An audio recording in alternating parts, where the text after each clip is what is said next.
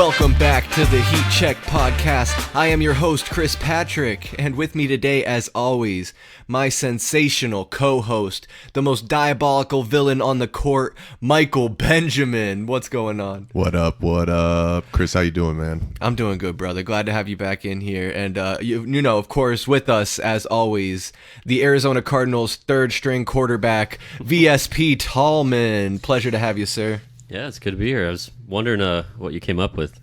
It was clever. Yeah, I usually try and do it like a day in advance, but honestly, just kind of whipped those up here right in show prep. But yeah, I think it fits you guys. And you know, right now the Cardinals don't have a third string quarterback. It looks like with Trace McSorley still. No, Trace McSorley is in there, but it's David Blau.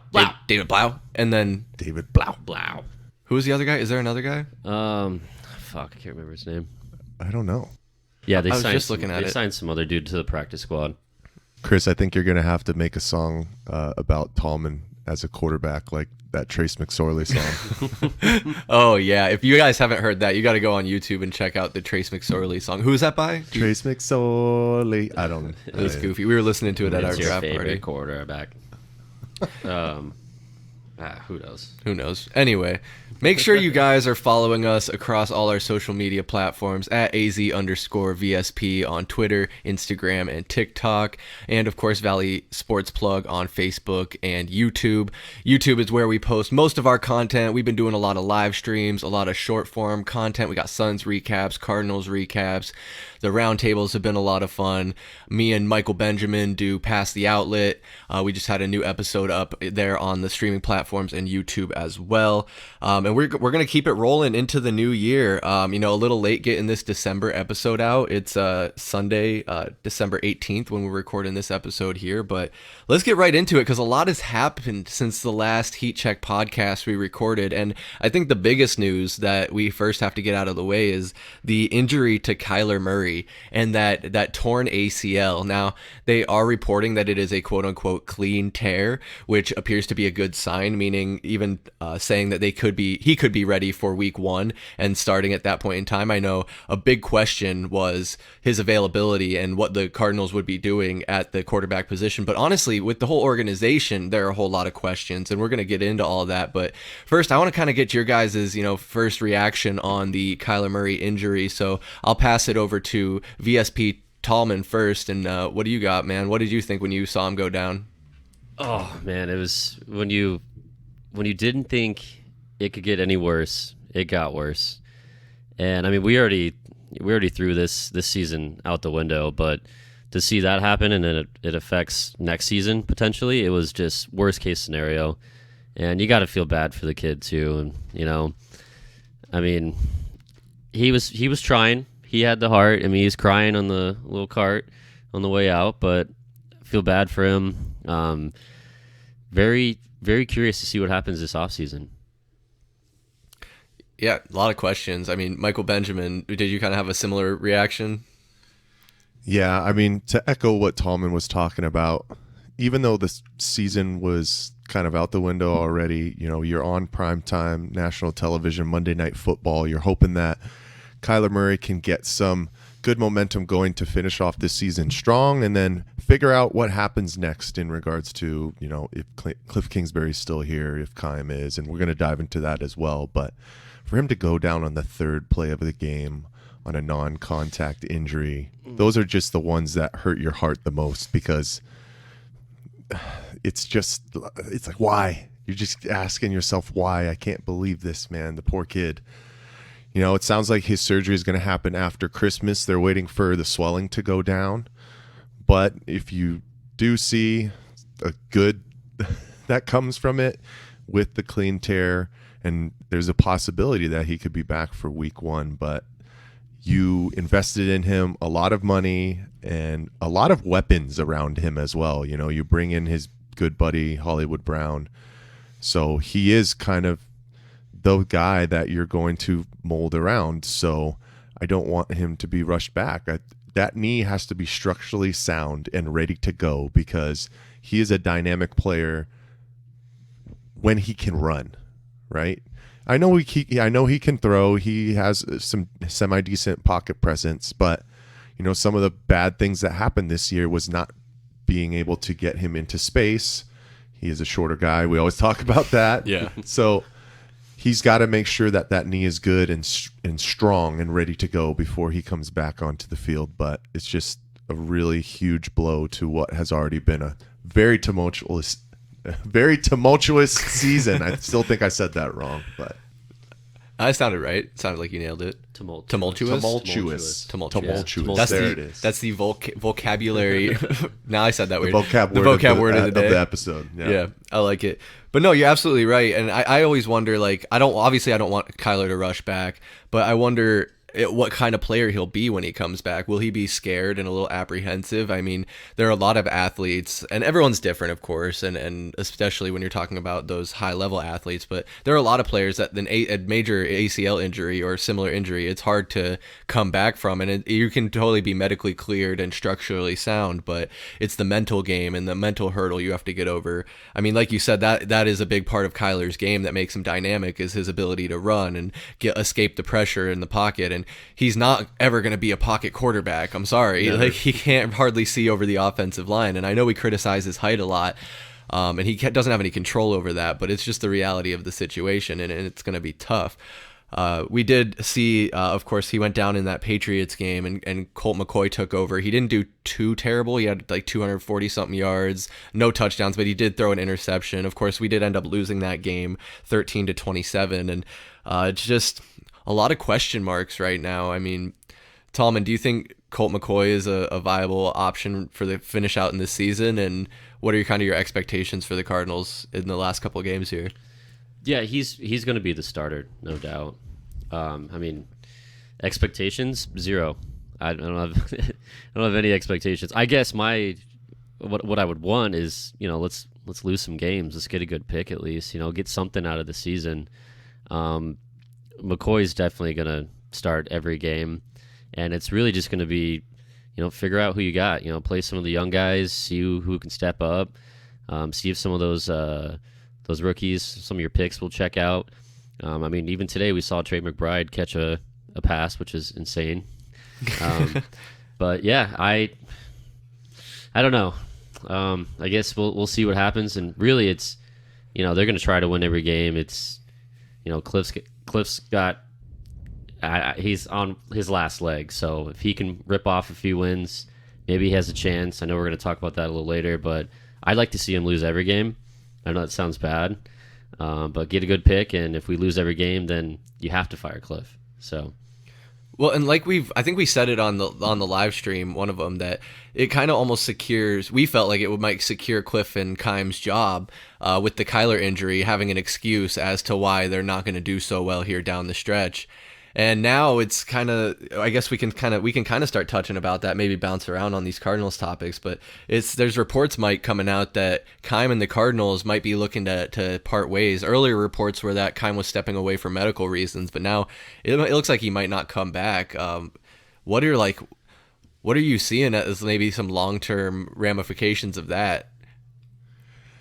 Unfortunately, when you did bring it up last time, Chris, I was kind of in the same boat. Just they're going to use that excuse. I mean, the contract extensions that Michael Bidwell gave to both Steve Keim and Cliff Kingsbury this year, the last thing you want to be seeing is your number one guy, Kyler Murray, go down with a season-ending injury. So that's your offer already, right? Obviously, you have a lot of time to see what really happens with Kyler Murray, but from the start of this extension, it's been bad, right? And then the way that this Cardinals team has been playing, the amount of injuries just in general that they've been dealing with. I mean, 4 of their 5 starting offensive linemen are on injury reserve.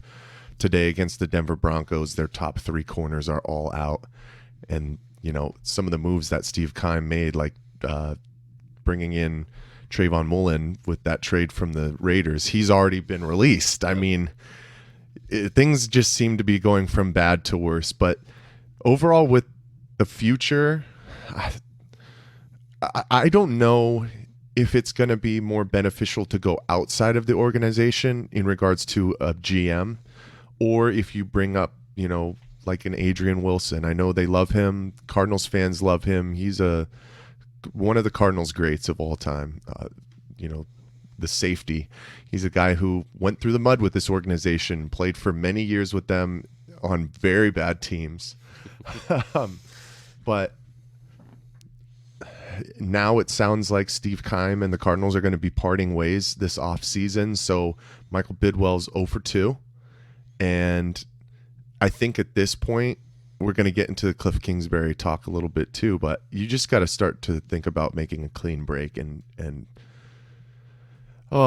just trying to clean house and get a refresh for this organization, because the unfortunate other thing that we've been talking about too, you were trying to put this organization in full light with doing Hard Knocks, and they've just been cutting stuff left and right from showing the true landscape of this team and just made it kind of a media puff piece.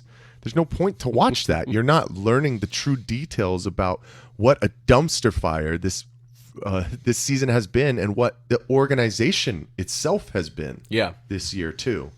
I think one of the crazier things that happens too in regards to what's going on with Steve Keim is they said that it was health reasons for him leaving, but now there might be speculations with the incident that happened with Sean Kugler.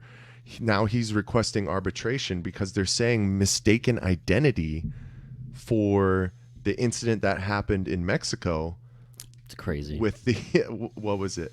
With the allegations that he inappropriately touched a female security guard. Yeah. And now people are saying, well, I mean, Sean Kugler is a big white guy with a bald head, and so is Steve Keim. So they're starting to. Are they trying to say that? Yeah, they're starting to try and point the finger over there. Oh, so man. Here's the God honest truth. If it was something that the organization did, and it might have been Keim, and they basically made Sean Kugler the fall guy, Michael Bidwell is going to be in loads of trouble. Now, it's all just speculation. You don't really know what's going on. But some of the other comments that were made after the news came out about Keim stepping away from the team, you know, reporters asked Vance Joseph kind of how you were feeling, and he basically took the stance of no comment. Like, that's not even a blanket statement. If somebody's really hurt or doing bad health-wise, you might go out there and say, hey, I hope for the best for them. I hope they get well and that kind of stuff. And then they asked Cliff Kingsbury the same thing, and he said that he was disappointed. I did see that, yeah. So there's just a lot of trying to read the tea leaves is hard, but 0 for 2, probably going to end up being 0 for 3 with the eventual firing of Cliff Kingsbury. But this organization just needs a clean reset. That's it.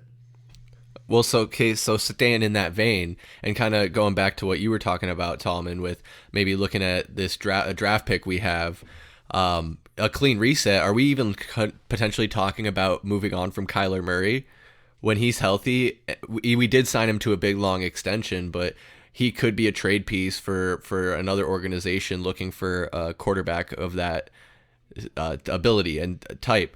Tallman, would you be willing to move on from Kyler if Cliff and Keim are gone? It sounds interesting, right? In all reality, they're not going to trade it. What team would even want to trade for him? You know, you're going to take on that much money. His contract's huge, ton of money, and he's coming back from an injury, and you don't even know what type of player he's going to be. The Texans might take him. Hey, he's a Texas guy. I'm sure he'd like to go back to Texas, right? Sounds nice. It's. We have a history of getting a good deal from the Texans. Yeah. Oh, that's right. I mean, do we even end up with the top 5 pick? Probably, right? Maybe, yeah.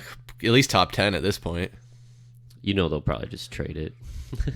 Well, who's going to be the GM, right? Exactly.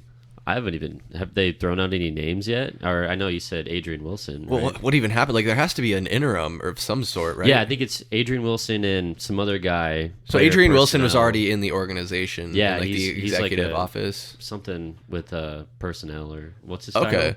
Well, I mean, we'll look up his title, but yeah. Well, and that was the thing, though. Like, that was the thing with Keim, right? Is he came all the way up from not ball boy, but like he was like an equipment manager. He was or something. a scout. A scout. Yeah. He's a scout for a while. So where he Since worked his way 97 or 98 or something. There you go. Yeah. So he worked his whole career with the Cardinals, gave it his all, and then now like Michael Benjamin was saying, that's great insight. Like I didn't connecting those dots and looking at all those potential theories, if you will. I mean, I like a good theory. I do too. I mean, I didn't hear that yet. I did. That's crazy.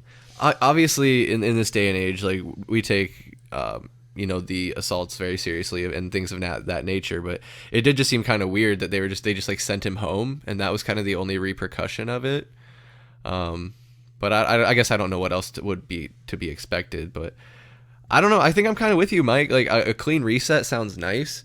Getting Cliff out of here sounds really nice. Really nice. I'm so sick of that dude. But we don't. You can't draft another quarterback. Well, no. Well, I don't think you maybe not draft another quarterback because that sets us back, and we have a lot of aging stars on our roster. J.J. Watt, DeAndre Hopkins are getting up there. You can't start over there. I think I heard yesterday, listening on the radio, that the Cardinals don't have any offensive linemen signed for next season. Is that so? I don't know if that's true. Maybe maybe none of the starting. I think at least it's none of the starting offensive linemen. I'm pretty sure they locked up Humphreys long term. Oh, except Humphreys. Maybe it's except Humphreys. Rodney Hudson, I think he's done. He's gonna. He already wanted to retire, retire, right? Yeah. And then Justin Pugh, I think he was too. just kind of on a 1-year deal, but he's just been injured the entire time with us. So he had a bad injury. He was already gonna he retire. tore his ACL too, I think. So he's done. He's not coming back. So then looking out guys that could potentially replace Cliff Kingsbury, of course, you think maybe Vance Joseph, but he's a big defensive guy. I think you still kind of need a guy that has knowledge of both sides of the field. So who are other free agent coaches, if you will?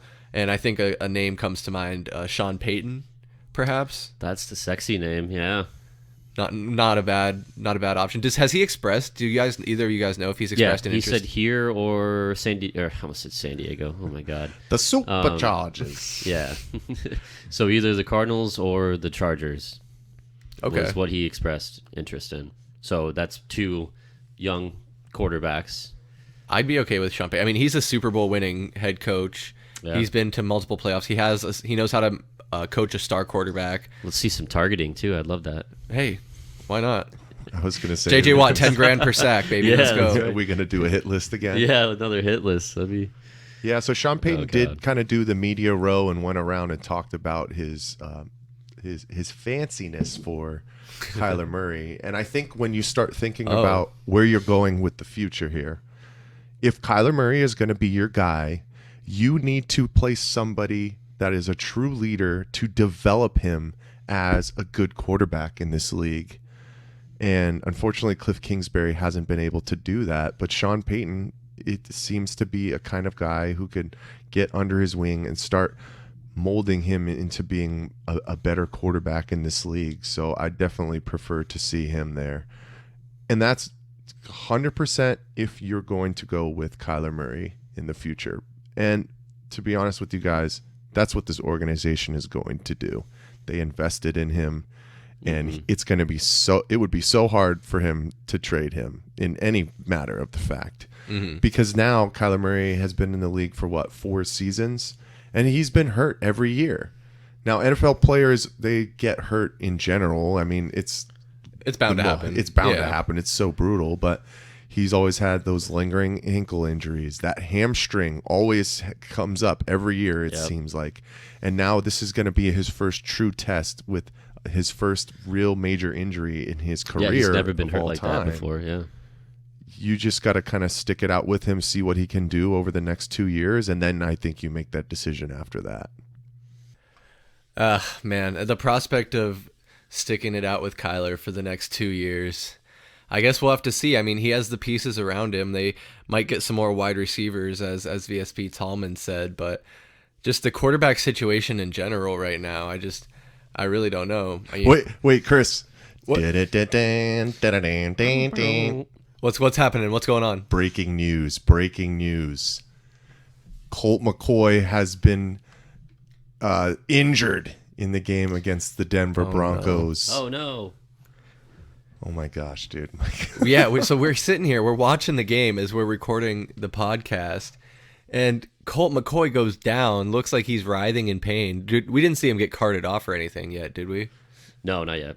So no, really, we'll try and if while we're recording this, if we get any more news, we'll try and include it in here. But not good. Trace McSorley's come in so far, not looking so hot. But this just goes on to I think a broader topic and question of even with Kyler Murray coming back and the situation of now Colt McCoy going down and next season really a really weird uncertainty in the quarterback room. Who could we be looking at to back up Kyler Murray once he comes back? I mean, Colt McCoy is no spring chicken, as Michael Benjamin might tell you. He's favorite. I think he's 36, going to be maybe 37 or so next season. We got Trace McSorley, who, like we said, not looking so hot. We would have to re-sign him, I think. But some of the guys, we were looking at some names floating out there. Tallman, what do you think of some of these names we threw out? Cam Newton, Jacoby Brissett, Gardner Minshew. Do any of those names tickle your fancy? One does. Real quick, I was looking on Twitter for an update. Okay. And someone put on here, one could say Colt McCoy is feeling a bit McSorley right now. Ouch. That's brutal. Okay. The only name I like are the ones you said, and then some of the other ones that, floating around free agent wise. Jacoby Brissett, but yeah, he would be the guy, I would say. Don't want to start next season with McCoy. That if Kyler can't go, I mean, love the guy, but I don't know. It wouldn't feel good to start the season with him. Well, so you did point out, I think, that Colt McCoy has good leadership qualities and attributes, and I could see him going into coaching when his playing career is done. We've even seen on Hard Knocks he has an ability to communicate and motivate his guys, and you really need the guys like that out there on the field. But I think we just saw an update flash across the screen that Colt McCoy is out with just a concussion in this game is what it's being ruled as so far. So he might be good to go for, the last couple games of the season and might be available next season if we need him. But Mike, what do you think about the backup quarterback situation in Arizona? I really do like Colt McCoy, and goes exactly to the situations that you've been talking about. His leadership, I mean, he's been in the league for over a decade. He's had his time as a starter, but I'm just at the point where if there is any doubt that Kyler Murray won't be able to start the season, it's got to be somebody else, because I want to get off on a semi-decent foot. I mean, there's a lot of different moving pieces that have to get reworked into order for this team to be successful next year. But there's just got to be, it goes back to kind of the clean house mentality. We got to start getting some new blood in here, some fresh faces, some guys that are going to come in here and start to rework the culture. And I mean, I look at this list, and obviously it's just going to be a short fill-in kind of spot. Like Jimmy Garoppolo is an unrestricted free agent, but he's injured as well, done for the year. Who knows if he'd be able to start next year. And I feel like he's more so kind of a system quarterback and has worked well with San Francisco. I don't know what, a new fresh start would really do for him. Jacoby Brissett, that name keeps coming up because all he does is go to new places and fill in and be pretty successful to start. Yeah. So there's just going to have to be some overall changes throughout the secondary, throughout the offensive line, with our backups, and I think a lot of that is going to come down to the draft as well. And where do you go, and what's the kind of first piece that you look to start rebuilding this core and move forward? Yeah, I think it's going to be very interesting to see with all these changes we're anticipating from the general manager, potentially the coach. Of course, we think Kyler Murray is going to come back, but that a new system, a new coach brings a new system, and how many of these assistant coaches are also going to stay, and how much turnover is there going to be in that area? I mean, we've already seen they're kind of running light with the couple of guys they've had to fire already. There was that running backs coach earlier in the offseason, I think, or early in the season, who got fired for some domestic, some legal troubles.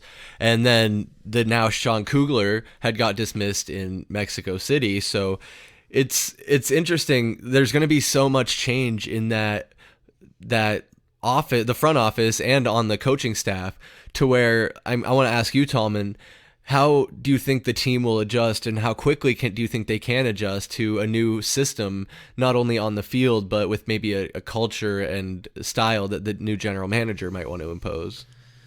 Well, there's going to be growing pains, of course. I mean, it'll probably take some time. The biggest catch here is, Kyler's got a major injury. You bring in a whole new coaching staff, a whole new system. He's not even going to be able to have time training camp. He's not going to participate in training camp. No way. So how is he going to learn a new system when he can't even get on the field? So that's the other curveball thrown into this is, do you even risk putting Kyler through that? Do you keep Cliff around and his system around because that's all he knows? It's going to be really tough. And that injury by Kyler just really, I'm going to say it, really fucked us. It really did. That was the bad word. One bad word for me. I've been doing good. I've been trying to find alternative ways to express say the my F word frustration earlier. That's all right. But it's kind of on brand for us. I mean, Yeah. we're not trying to be super have you correct. seen a Tallman ticket? That's very true. Let's ride. How have the Tallman tickets been doing? Seriously? Yeah. It's been Be honest with the people. We're like the Cardinals at home. We don't win. So Aw. if it wasn't for that other bet yesterday, I would be really screwed. But yeah, we lost again today. That's tough. I think we've gotten close one time. I think I missed it by like one game. One time it was like a couple weeks ago, I think. You're always right there. Oh yeah, Yeah. the gravy train. The gravy ticket was like one away. Yeah, because you picked the that's right. Seahawks. Though. I picked the Seahawks, and they lost in overtime. We might have to implement some rules next year for the Tallman ticket in No regards to Seahawks. what teams can be bet on and what spreads are allowed. Dude, I and was that kind of really stuff. feeling this one though. I had the cash out option for like $75. Should have taken it. You should have taken it, Yeah, man. What'd you yeah. put on it? 20 or something like I that? did put 20 on it because I had that money. Yeah. So Yeah, you hit a pretty nice one. Yeah, Tallman doesn't lose all of his bets. Only the ones that he posts on. Only the ones that he's Yeah. given out to the people. still a professional money loser, but it's what you came here for. He's keeping the goods to himself. Yeah, right. How you have to selfish. pay. You have to pay for those good picks. Those Yeah. locks. Speaking of gambling, us three and some of the Valley Sports crew are going to be heading out to Vegas next month. So you might see Yeah. us posting some content from out there. Hell yeah. It We'll should have be to do, should be a good time. Vegas edition. The Vegas edition, yeah. Yeah, at that point we'll have some playoff football, so we'll do some special parlays on that. It's wild card weekend. Maybe we can do We'll like be out there. maybe we can do like a Facebook Live at a sports book or something like that. I like I it. don't know. We'll see. That's a great idea. Trying to spread. We've been. I just want to. I'm like throwing this out there now while we're just kind of shooting the shit. Michael Benjamin has been talking about doing a ticket giveaway. Yes, sir. Do you want to maybe tease or maybe talk about some of what you're thinking about for this giveaway?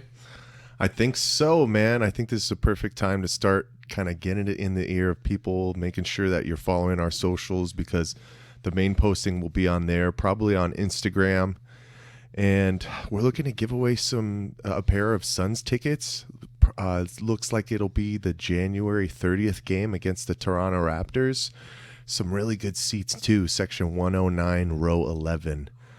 I mean, you could almost smell the sweat on the floor from there, getting really close. Gross.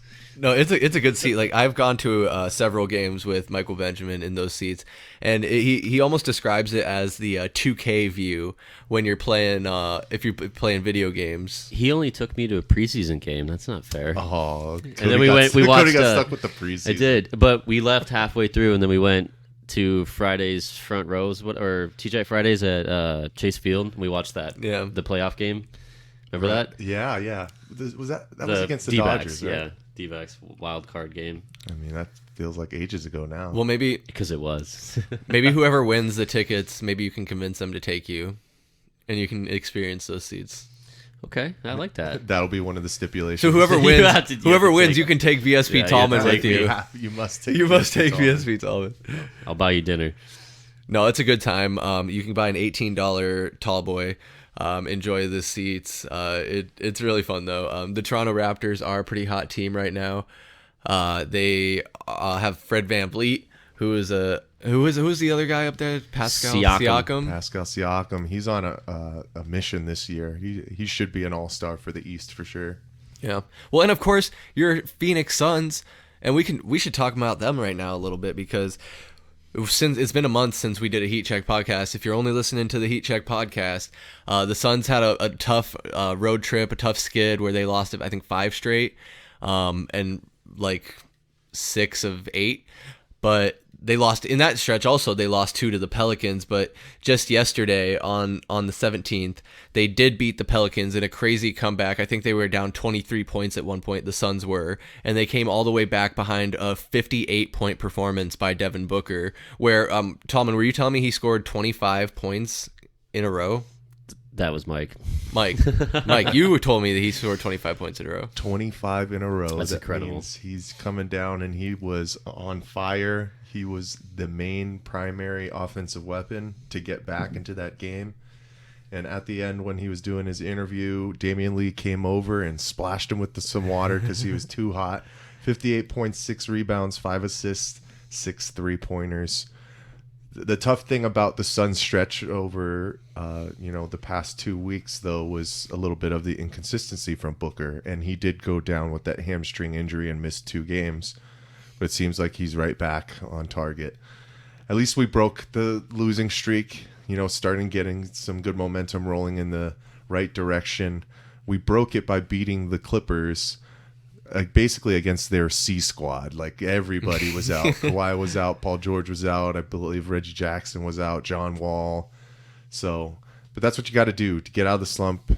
You play who you play, and they handled business pretty convincingly and were able to split the season series with the Pelicans. I think that was a really good momentum boost for this team, and it was desperately needed after the past 2 weeks. Wait, you mean we don't have to play the Pelicans again? No mas.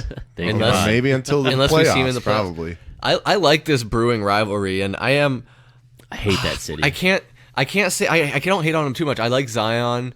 I've kind of low key liked Brandon Ingram. Kind of followed his career a little bit. I don't like Alvarado, Grand Theft Alvarado. He's been having a sneaky season though. Mm-hmm. He's one of those scrappy try hard guys because he's had to work hard to get to where he's at, and like props to him. Like he's a pest, and like I've said before on other streams and stuff, is he's the guy where you love him if he's on your team, but you hate him if he's not. But that would be a fun matchup to see in the playoffs, are the Pelicans and the Suns. We got them last season. You want to go through that again? But they didn't have Zion. Who knows, man? I mean, I would be open to it. We've seen, though, in this stretch, though, like you said, Booker was coming back from his hamstring injury. Chris Paul had, was it an ankle injury?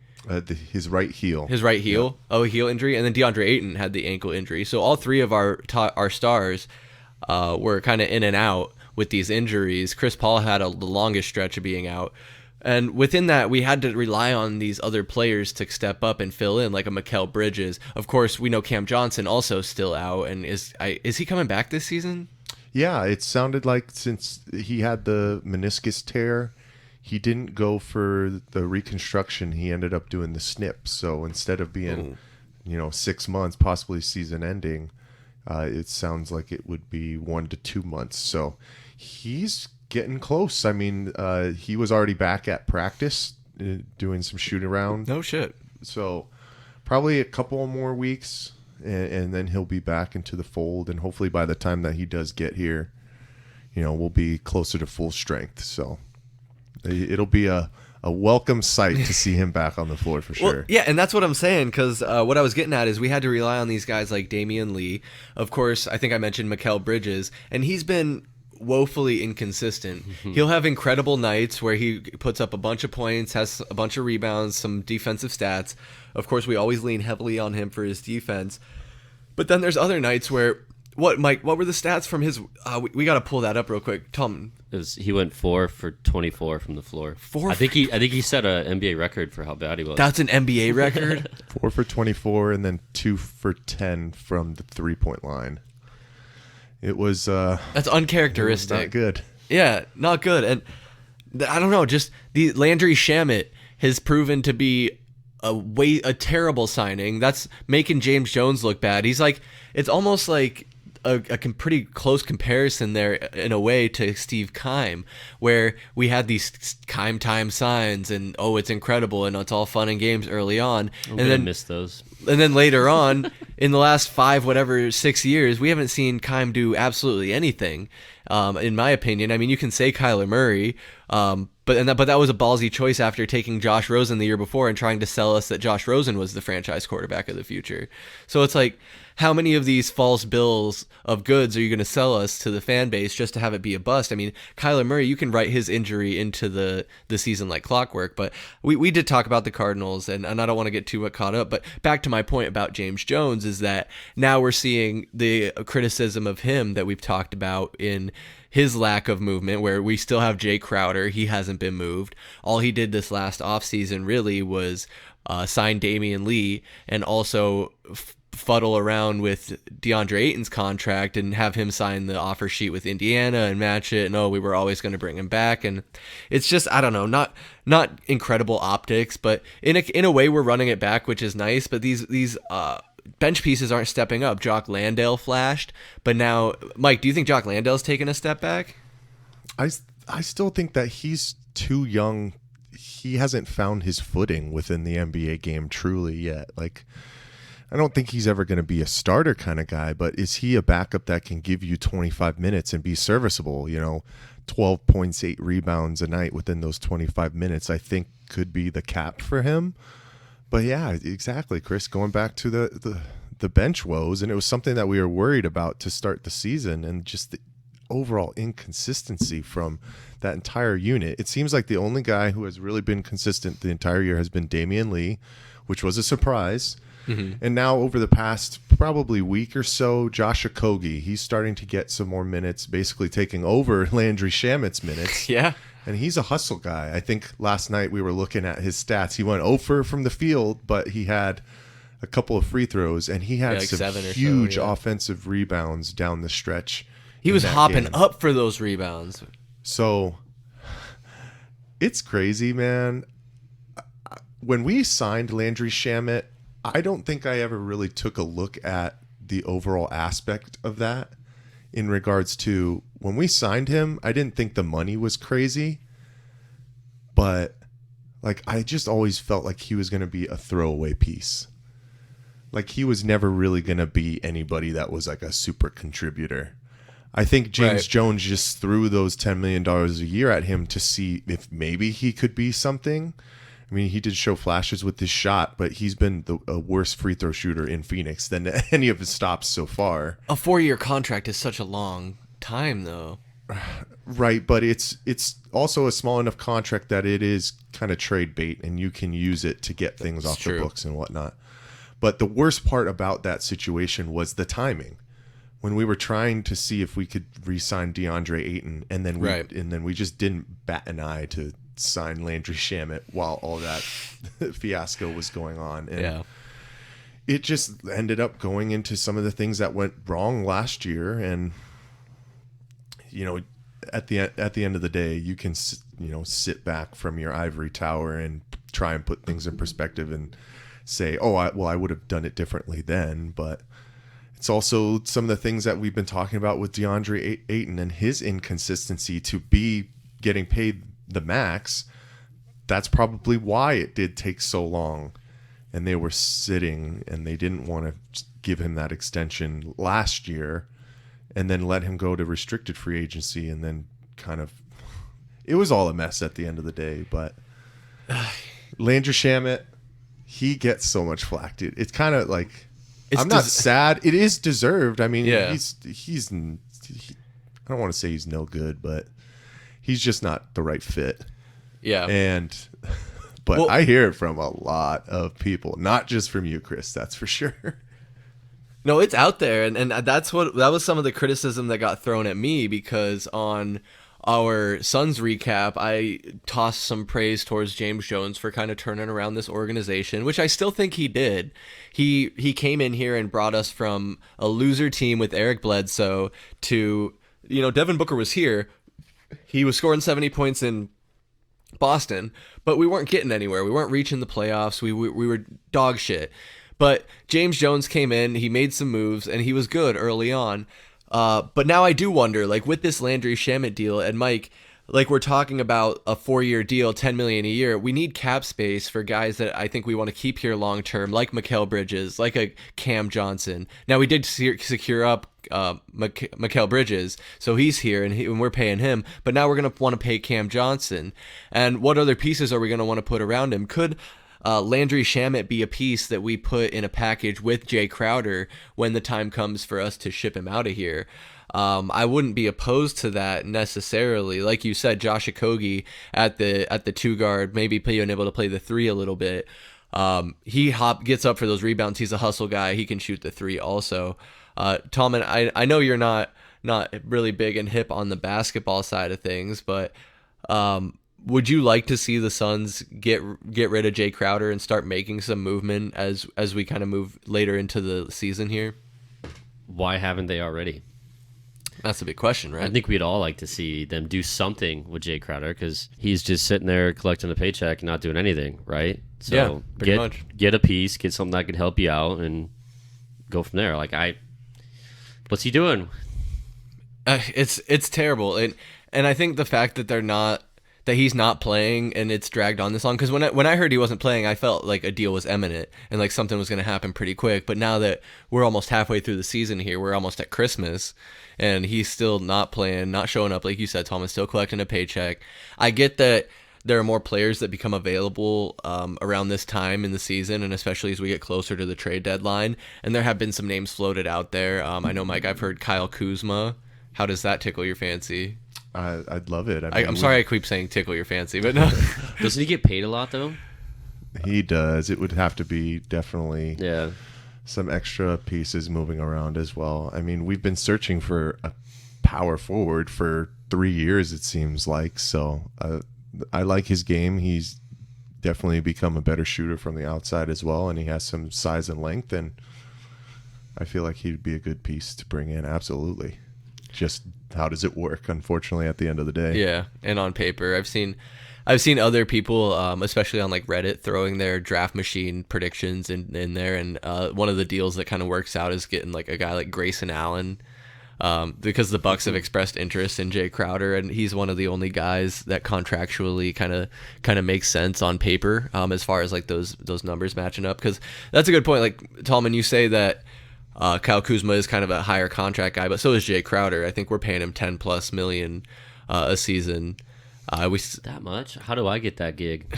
You brick a lot of threes in the playoffs. When we sit at home and make Instagram videos. Pretty much. But it's going to be interesting to see. I mean, I think there's going to be some moves made for sure. I don't think James Jones is just sitting on his hands, not doing anything. I'm sure there have been calls made, and there have been some prospects thrown out there, but he wants to make the right deal and not just any deal, and I can respect that. And we are winning with the team we have. At one point in the season, we were the top in the West. We're still in the hunt in the playoffs. It's a tight race in the Western Conference right now for the Phoenix Suns and really all the NBA teams, but I'm optimistic. Obviously, as long as we make the playoffs, I think that's important. And keeping guys healthy like Chris Paul, DeAndre Ayton, and Devin Booker, keeping our core healthy. And once Cam Johnson comes back, we can kind of really get this machine rolling again. And we don't have to focus on winning and we do have to focus on winning. That's not what I'm saying. We have to not focus on getting franchise records for the most wins in a season or being the number 1 seed necessarily, because nobody cares and nobody remembers who the number 1 seed is any given season. What they remember is who won the championship that season. And so I can sit here and say I'm proud of us making the finals against the Bucks and being competitive in that series to a point. But at the end of the day, we didn't win. And again, it's another mark on the Suns franchise history of us coming up short. So that's the last I got to say on that. I mean, this is the last episode of 2022 that we are doing of the Heat Check podcast. But like I said, we'll be back next year. So, Mike, you kind of said and proposed that we kind of do a little just recap and reflection on Valley Sports Plug the past year and maybe some looking forward into next year. And I just got to say personally that I'm really glad that we relaunched this. We did, for those of you who may not know, we did try and the birth of Valley Sports Plug was in 2019, where we tried to launch this. We had a website, and I think we really just bit off more than we could chew. We were writing articles, we were doing the podcast. We didn't quite do live streams or videos yet. So we've really, once we relaunched here, kind of transformed and done a lot of different things, and it's been fun. Michael Benjamin does a lot of the video editing, and shout out to him. Pretty much all the video editing that you've seen from our recaps for the Suns and the Cardinals, as well as other things like the TikToks that he's been posting, the Tallman ticket when we film those. So make sure you show love to Michael Benjamin in the comments. But fellas, I want to open up the floor to you guys, and Mike, really, I want to pass it to you first. Being one of the main guys here at Valley Sports Plug, doing a lot of the work here, and what are you kind of thinking as we close out the year? Well, I appreciate those sentiments, Chris, but at the same time, you aired the dirty laundry that I'm the one who's doing most of the editing. So now if people don't like it, they know who to blame. So, but just collectively, don't just shout right at me. But I've just had so much fun. These past 8 months, it looks, going back to Heat Check Podcast 1, when you, Chris, and VSP Tallman kind of restarted the engine here. And April 4th, 2022 was when that first episode of the Heat Check Podcast dropped. And it's just been all systems go since then, and just adding little different things as we go on, right? At first we started with the podcast, then we started to break down into those recaps, just give little smaller tidbits of content to the people in bite size, ways. I know sometimes it's hard for people to look at an hour and 30-minute live stream and say, okay, well, when do I have the time to watch that? So You got to have those options, but there's just so much to talk about Valley Sports. And I mean, I feel like we started in such an incredible year, just with all the craziness that's been going on. The Suns have been good for the past couple of years. Finally, thank the Lord, knock on wood. The Cardinals and having their presence be kind of more in the national spotlight. Obviously, a lot of things have not gone well with them, but it just gives us more things to talk about. And then, as this train was still going on, we were talking about our love for basketball, and that's what branched out to Pass the Outlet. Yep. I think one of the things is when we started back in the day, our initial podcast name was The Outlet, right? Yeah. And I think we had done 2 episodes, and right after that, the Suns came out with their official podcast, and it was called The Outlet.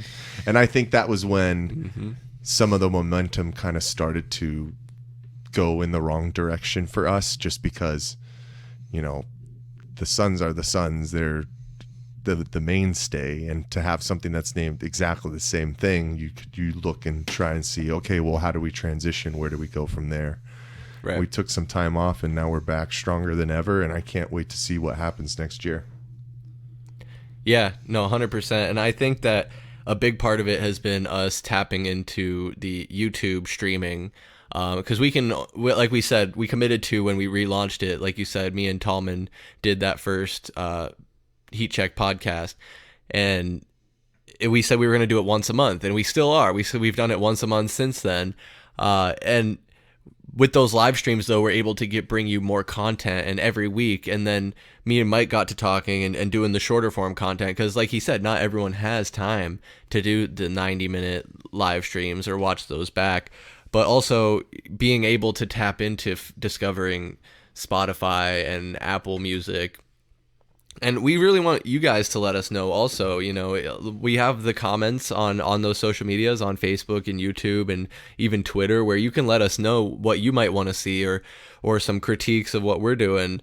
I mean, Tallman, what has been your kind of experience or thoughts on the last year and doing this content with us? Well, you guys are going to make me cry. It's so beautiful. Oh, man. It's just... It's been a lot of fun. Too bad we have a terrible football team to talk about, but it's been a lot of fun. I've really enjoyed it, and I guess just props to you guys for being responsible for a lot of the content. I kind of just kind of there. What are you talking about, dude? The freaking mainstay of our content is the Tallman ticket. Yeah, our TikTok is carried by the Tallman Oh, ticket is right it? Yeah, now. okay. Yeah, just someone cussing a lot and losing money. But no, it's been great. I've really enjoyed the Tallman tickets as well. So Hey, you still got 3 weeks left, man. We're gonna doing scratch one playoffs off And the this year. playoffs. playoff edition. Oh, that's right, and the Super playoffs. Bowl edition, and then we might just start doing baseball. I don't know. Oh, there you go. I love it. Would that be a weekly, daily? How much money do you think I have, man? Well, after last night, I don't know. Well, that's Vegas money, baby. That's fake. There you go. Like I said, we're gonna try and bring you more content. Like, me and Mike did a Facebook live stream during training camp for the Cardinals. So we'll maybe be able to sneak some fun content in there, like when we go to Las Vegas, or like we've talked about, if we're ever at a game and we're live, we might do like an on the street interview, talk to Suns fans out there live, kind of get their We perspective. still have to go to that sports book outside of the stadium, Cardinals. Yeah, is that an that's- MGM sports book? I think it is. Yeah, Yeah, man. So that'll be fun. There's a lot of different things we can do, and we'll keep bringing you other content too. Like we do those roundtables, and we do brand ourselves as obviously Valley Sports Plug and pop culture. So we want to really tap into more of that pop culture also, so that we can reach a more broad audience, but also kind of relate to our fans and kind of what you guys might want to be hearing about, because of course there's a lot going on with Valley Sports, but there's also other interests that we all share and other fun things to talk about. We've like me and Ian have had a live stream about a month or so ago where we just kind of shot the shit about old cartoons like Street Sharks and Animaniacs and Street Sharks? Freakazoid. Yeah, did you ever watch Street Sharks? No, what is Street Sharks? I didn't watch Street Sharks either, but okay. you'll have to go back and watch the live stream, Tallman. You're right, I don't know where you do. were, but Okay. I think one of my favorite things about this brand and what we do is So bad. when it comes to Valley Sports, Arizona as a whole has a lot of transplants, right? So there's very few of us, unfortunately, that are really diehard Phoenix fans, Arizona fans. But that doesn't mean that other fans of other teams can't get involved within the conversation, because sports as a whole is always about how the leagues are doing, how other players are doing, who's in the spotlight, and that directly involves our teams as well. So, I mean, I've had incredible times chopping it up with Ian, coming in, talking about the Yankees and the Brooklyn Nets specifically, Yep. especially when all the Kevin Durant talk was going on. And, having buddies on like Chevin Nooney, who's a big Chicago Bears fan. My brother-in-law is a big Chicago Bears fan, and it sparks the conversation not just within the live streams or the content that we talk, but it sparks the conversation, when you see your friends or you see those people and they talk about, hey, I heard this on the pod that you guys were talking about. This is what I was seeing. This is what I was thinking about. And this is for the people of Arizona, man. This is for everybody who's here, who's tapped in, watching these teams through thick and thin. And it's been so fun, man. And I feel like we're just scratching the surface with some of the things that we're doing and the eventual kind of content that's going to come down in 2023. So, well, exactly. I just can't wait to see where we take it, because we keep adding on layers. And like I said before, it kind of felt like we had bit off more than we could chew. But right now, I think we're really doing a good job of managing and maintaining what we're able to do and finding the time. This last week was very busy. We did a lot in this last week, which is probably going to be a little bit abnormal, because we had it just so happened the Cardinals, the Suns recap landed the same week, and then we also did a live stream. We did the PTO live stream, and then now here we are, even a few days later, recording this podcast, which we'll get out to you in a couple days. I think this will probably drop on Monday or Tuesday, but yeah, look for us, man. Like, this has been a lot of fun, and I really look forward to what we've been doing and bringing on these guests and getting these different perspectives. Another person that comes to mind that I really want to thank for their input is Ben Miller. When he's come on some of the live streams and really shared a lot of insight on what's going on with ASU. He's a graduate of that school and was really tapped into the football and basketball program and what they were doing, and continues to do so. And And he's also another guy in another state where he can share a perspective from there as well. If we ever needed him to, I'm sure he could comment on some other college teams as well. So we have people that can bring you a unique perspective and opinion and insight on various topics. And that's one thing we want to do. Of course, we're very opinionated. Myself, of course, all of us really, we're big personalities, but we also want to bring you just some of the facts and stats that you might not be hearing. I know a lot of us get those push notifications from ESPN or whoever, but we really kind of dive deeper, I think, and I think we want to do things that set us apart. So like I keep saying, like, your feedback is going to be crucial, and we're really kind of at this point more of a homegrown, going to be a grassroots thing where we're not sinking money into this. We're sinking our time into it, but we're not trying to get fake, like, we're not buying likes, we're not buying plays or views or anything like that. So when you see 100, 80, 100 views on our YouTube videos, like, that's all organic. We're not out here buying thousands of views just to try and boost our shit and make it look good. But fellas, this has been a good talk, a good year. Do you have anything else you want to say to the people and the Valley Sports Plug fans? Tallman, I'll give you the floor first to say your last words of 2020. Yeah, start off by saying I'm sorry. Arizona Cardinals are terrible. We should just turn it off, man. Yeah, do we just see the Broncos just score? Yeah, they did, yeah. So and it's I think toast. Your favorite quarterback, he threw the worst pick I think I've ever seen in my life. Whoever made that song about him, they should probably go to jail. Embarrassed. It's just ridiculous. But no, yeah, just we're out here. We're doing it. We're going to keep at it, whether you like it or not, and we're going to have some fun. Yeah, a couple of shout outs. I mean, shout out to you guys, VSP Tallman, Chris Patrick. Shout out to, everybody who's hopped on to the live streams. Ben Miller, Ian, Davey, Matt, Raymond, Chevin, Jacob, Moreno. I appreciate you guys so much. Merry Christmas. Happy holidays. We will see everybody in 2023. Let's go. Yes, sir. Mike covered it there. Thank you to all the Valley Sports Plug family, all the fans and people who have tuned in, giving us those likes and subscribes and hitting that bell so you get the notifications when we're going live.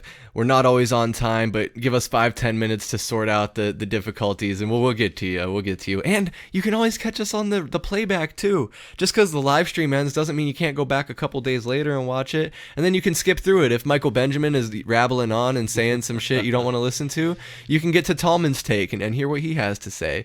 But it's all love, guys. I'm stoked. I look forward to the next year. I felt like really good about what we just did this last year, and just a lot of love. So for Michael Benjamin and VSP Tallman, I am, of course, Chris Patrick.